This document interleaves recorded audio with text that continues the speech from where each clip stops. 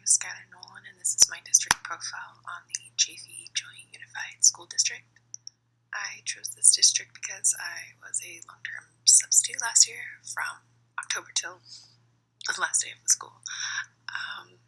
And I thought it would be interesting to know a little bit more about the district I work for, starting with the fact that this district operates 11 different schools in the San Bernardino County area, such as there's Altaloma High, JV Community Day, JV District Online High, JV High, Colony High, Etiwanda, Los Osos, Montclair, Ontario. Ontario is where I worked at, Rancho, and Valley High. I asked someone that works in the district what they thought were the district's defining characteristics, and the responses I heard back were that the district is primarily a high school district that covers multiple cities in the San Bernardino County area. They offer a tremendous amount of opportunities for staff to get professional development at district-sponsored events or on-campus opportunities, and that it is one of the highest paying districts in the California state. Okay, so the demographic composition of JV Joint Unified School District consists of, give or take, 23,000 students. Out of the 11 schools that I was talking about earlier, 8 of them are comprehensive high schools. One is a continuation, one is online, and one is an adult school. And surprisingly, or I guess not surprisingly, it's the 4th largest high school district in California. Below, there's a list of the diversity percentages, and also a visual chart to see the large difference with the comparison of Hispanic and Latino students. I was as well surprised with the percentages below with the LI, EL, and FI students, but this shows what I'm working with, or what I did work with, as far as where my students came from. So here are some financial trends and where we are at. This is our expenditure report, spending a total of $281,802,100. But you can see as our revenue is $276,204,362. This is a lot of money. And when I first saw it, I started actually comparing it to schools like Rancho Cucamonga District. But realized that this is a large district, so a lot of money is going to be spent to help students succeed through this district. Okay, so the strategic plan for the LCAP. There are 5 goals. All JV Joint Union high school district students will demonstrate college and career readiness. The district will provide meaningful professional development in research-based strategies and technology implementation to improve classroom instruction and support increases in student achievement. 3, the district will provide safe and caring campus environments that engage students in their schools. 4, the district will provide effective communication and strong relationships with all stakeholders. And 5, the district will provide fiscal solvency and transparency for all stakeholders.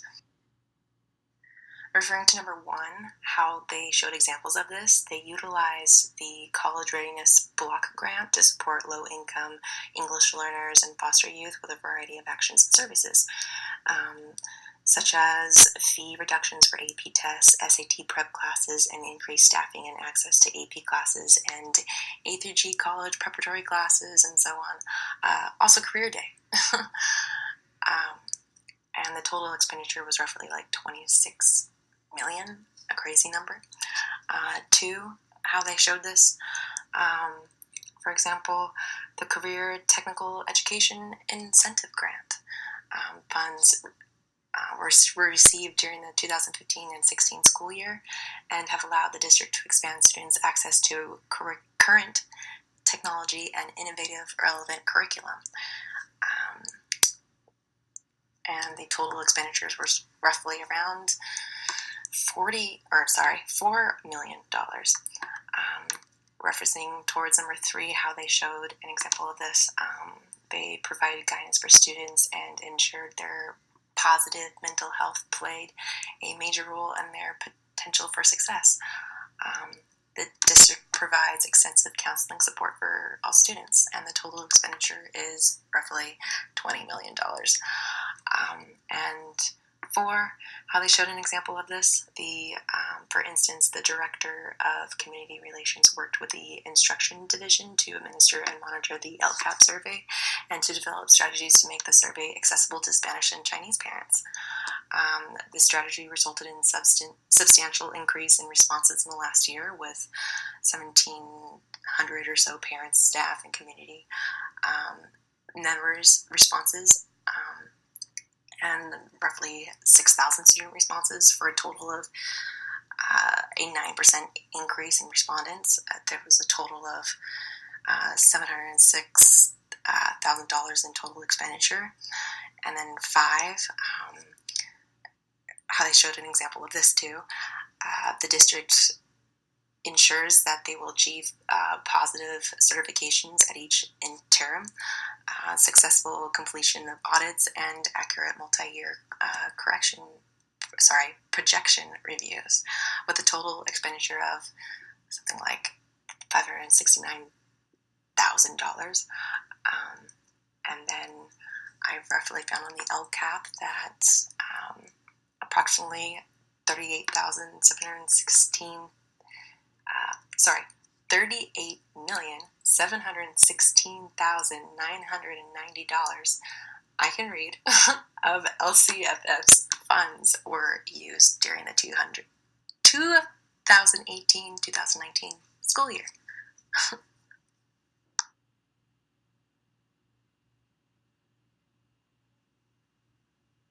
I received a few responses from the district on the topic of recent changes.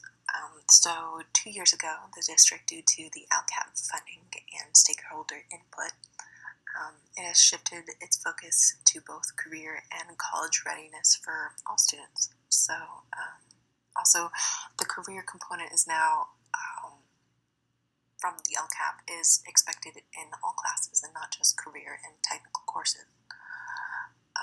I also heard that the professional development priorities changed as the school year progressed. So, for example, the district used remaining resources in the Educator Effectiveness Grant, EEG, to increase professional development in areas such as math instruction, implementation of the history, social science framework, and so on. So some strengths. My master teacher, she threw in her answer here for me too. She wanted to respond because we were talking about this. They have a good working relationship with the teacher union. She noticed that the district remains fiscally solvent during the financial crisis and continues to make deliberate decisions about how to maintain this in the event of another crisis. The district is also proud of significant increases in parent engagement efforts, parent trainings, and involvement at each of its school sites. A full-time director of community relations works with parent groups and all sites to develop communities for parents to participate in district and school decision making, to take advantage of parent training opportunities at the district and each school site. And this really helps because parents can become more aware about the A through G requirements and FAFSA and fees and so on, to help students get guaranteed admissions and just more success and more communication. I really like that. I also wanted to show this equity report as part of a strength because I really liked when I read through the LCAP report for JV District that the suspension rate is pretty low and that the graduation rate is relatively high, it's green, and that the highest performance is English learner progress. So a few challenges I noticed after talking with some people too. The declining enrollment in some cities is creating new challenges for staffing and funding, as well as I as well saw that the federal funds to support safe and drug-free schools have been eliminated. Um, a board member at JV Joint Union District said that he would ensure that effective prevention and intervention programs and strategies remain a district priority and develop partnerships with parents and community agencies to foster the tradition of safety at all of our district schools. I was also told that there is no student busing system for the general population of students, so school boundaries are being moved to accommodate the students who live in the surrounding neighborhoods. Additionally, the district needs to know how to best allocate monies to schools that function in vastly diverse socioeconomic areas. Differences like Los Osos have 75 to 80% of parents with college education and white-collar jobs, compared to Ontario that has less than 30% of parents with a college education and 85% of students qualify for free and reduced lunch.